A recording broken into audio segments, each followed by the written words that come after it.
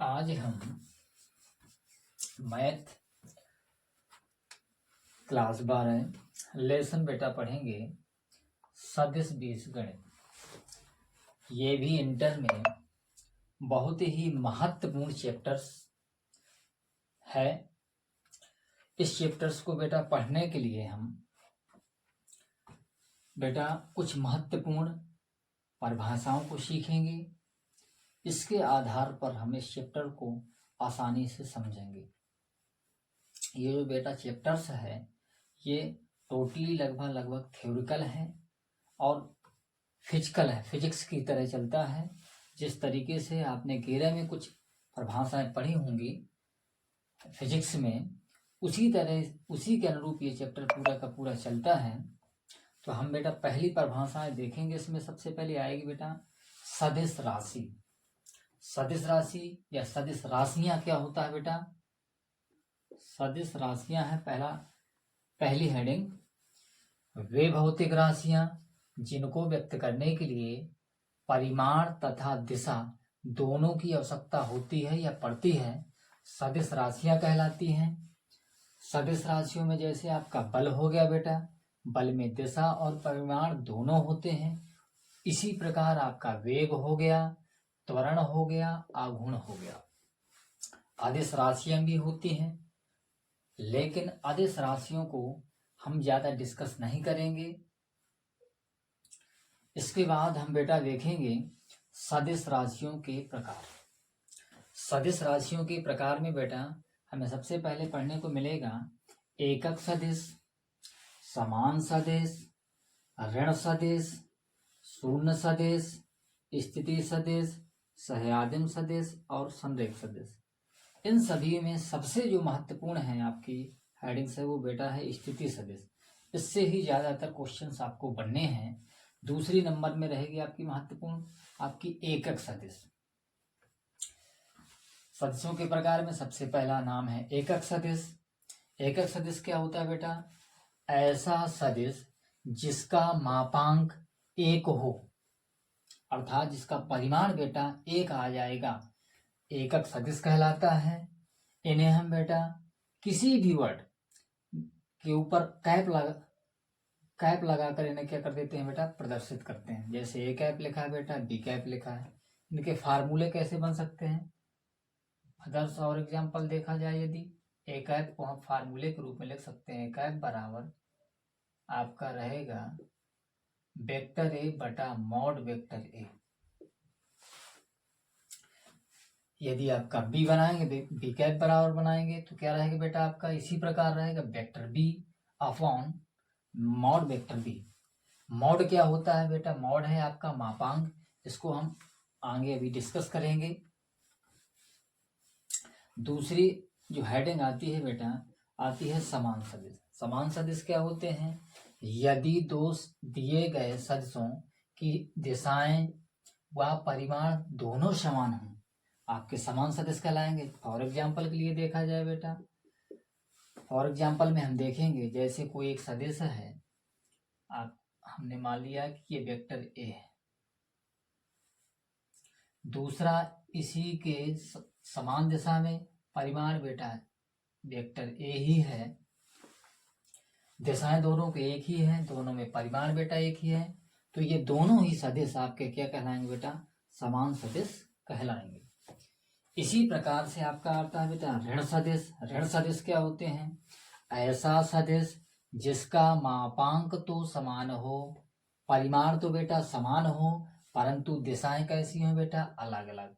परिमाण दोनों के बेटा वेक्टर ए ही है, बट आपका जो दिशाएं हैं, इस वेक्टर ए की दिशा इस ओर है, इस वेक्टर ए की दिशा इस ओर है। अब आगे हम इसी क्रम में बढ़ते हैं बेटा, आता है आपका शून्य सदिश। शून्य सदिश क्या होता है बेटा? ऐसा सदिश जिसका मापांक शून्य हो, आप क्या कहलाता है? आपका शून्य सदिश कहलाता है।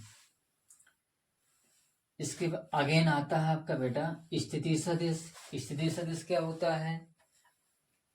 किसी स्थिर बिंदु के सापेक्ष, कोई भी हम मूल बिंदु ले लेते हैं, उस मूल बिंदु के सापेक्ष किसी भी बिंदु की स्थिति को यदि हम दर्शाएंगे तो क्या कहलाता है, स्थिति को व्यक्त करने वाला जो आपका सदिश होता है बेटा वो स्थिति सदिश कहलाता है। जैसे एग्जाम्पल्स के लिए मैंने लिखा है, जैसे आप देख रहे हैं बिंदु ए है, बिंदु बी है, इसकी स्थिति बता रहे हैं हम किसके सापेक्ष, मूल बिंदु के सापेक्ष। तो अर्थात इस बिंदु ए की स्थिति जो बन जाएगी बिंदु ओ के सापेक्ष, वो क्या बन जाएगी, वेक्टर ओ ए बनेगी।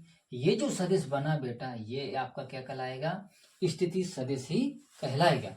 इसी प्रकार जो बिंदु बी बना है इसकी किसी स्थिर बिंदु के सापेक्ष हम स्थिति को बताएंगे यदि, तो ये स्थिति क्या कहलाएगी, आपकी स्थिति सदिश कहलाती है।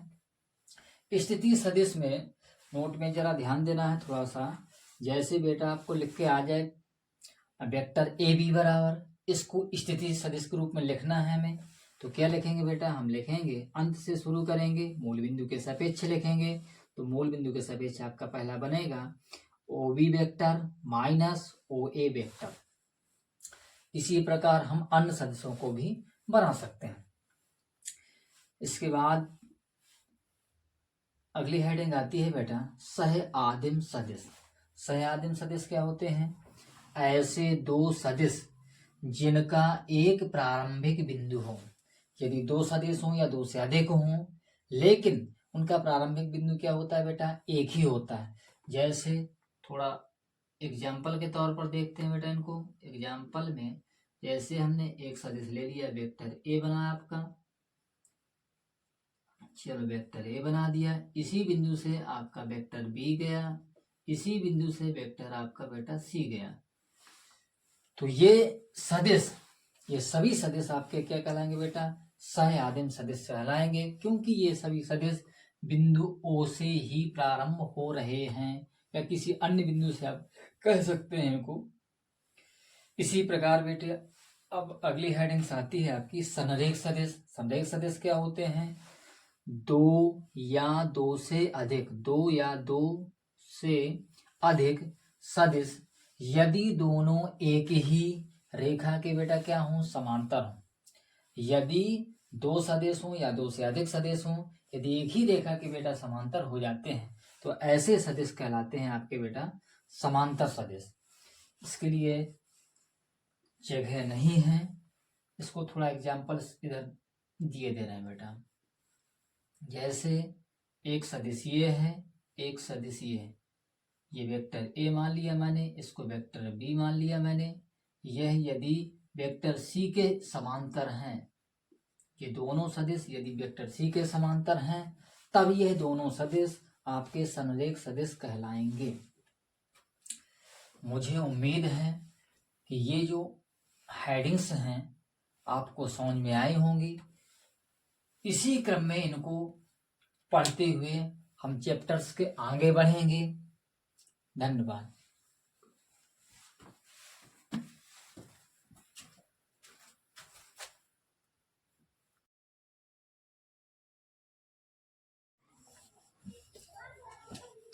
सदिश योग के लिए बेटा हम एक त्रिभुज, सदिश योग का हम बेटा त्रिभुज योग नियम पढ़ेंगे। इसके लिए हम पहले बेटा एक चित्र बनाएंगे, त्रिभुज ही बनाएंगे। आप क्या बनाएंगे बेटा जरा ध्यान दें। सदिश योग के लिए आपने एक त्रिभुज बनाया, इसका नाम मैंने बेटा दे दिया ए बी सी। यदि आपको ए बी सी आपने दे दिया, आप पहले कहाँ से जा रहे हैं, ए से बी की ओर जा रहे हैं, फिर आप कहाँ से कहाँ जा रहे हैं, बी से सी की ओर जा रहे हैं। तो इनका जो परिणामी होगा वही आपका योग को क्या करेगा बेटा, प्रदर्शित करेगा। जो परिणामी होता है हमेशा बेटा दोनों जो दिए गए उनके अपोजिट में लेगा आपको। दो भी हो सकते हैं सदिश, तीन भी हो सकते हैं, चार भी हो सकते हैं। जैसे आपका परिणामी बेटा बनना है आपका ए सी, तो हम यहाँ से सदिश योग का जो त्रिभुज नियम है इसको बेटा ऐसा भी लिख सकते हैं। आप वेक्टर ए सी बराबर लिख सकते हैं बेटा vector A B plus vector B C. ध्यान दे बेटा, यदि तीनों की दिशाएं एक ही हो जाए, एक ही क्रम की रह जाएंगी, तो आप नोट में यहाँ लिख सकते हैं। आप फार्मूला ऐसा भी बना सकते हैं। जैसे आप इस चित्र को जरा कन्वर्ट कर देंगे, ऐसे आप क्या लिखें, vector A B plus vector B C. शायद और शायद आपका सी ए हो जाता बेटा, क्या हो जाता, दिशा सी से ए की ओर हो जाती, तो आपको क्या लिखते, सी से ए की ओर बराबर इक्वल हो जाएगा बेटा 0। ऐसा भी आप कर सकते हैं। इन सिद्धांतों को आपको बहुत ही अच्छे से पकड़ कर रखना है। इसी प्रकार से बेटा आपका होता है सदिश योग का चतुर्भुज नियम। थोड़ा सा इसको भी एक्सप्लेन कर देते हैं, इसको जरा रेज किए दे रहे हैं। क्या है चतुर्भुज नियम? जैसे हम चतुर्भुज बना दे बेटा, कोई एक चतुर्भुज हमने बना दिया, इस चतुर्भुज में हमें 4 सदिश लेने पड़ेंगे। जैसे हम नाम ले दिया ए और पी कर दिया, सी कर दिया, डी, इसके 4 शीर्ष लिख दिए। यदि आपका एक सदिश वेक्टर ए हमने यहाँ मान लिया, इसको हमने वेक्टर बी मान लिया, दिशा भी हम कन्वर्ट करते जाएं, एक सदिश आपने वेक्टर सी मान लिया, तो आपका जो परिणामी होगा बेटा वो कितना होगा? एडी। तो आप क्या लिख सकते हैं बेटा? वेक्टर एडी बराबर आपका बनेगा बेटा, पहले क्या रहेगा? वेक्टर ए बी बनेगा, ए से बी, फिर आपका क्या बनेगा बेटा? बी से सी बनेगा बेटा, फिर इसके बाद क्या बनेगा बेटा? सी से डी बनेगा। ए से बी, बी से सी, सी से डी। अपोजिट डायरेक्शन में कौन सा सदिश है? एडी है। वही आपका बेटा क्या रहेगा? परिणामी रहने वाला है। अब क्या करेंगे बेटा? अब हम पढ़ेंगे सदिश योग के गुणधर्म।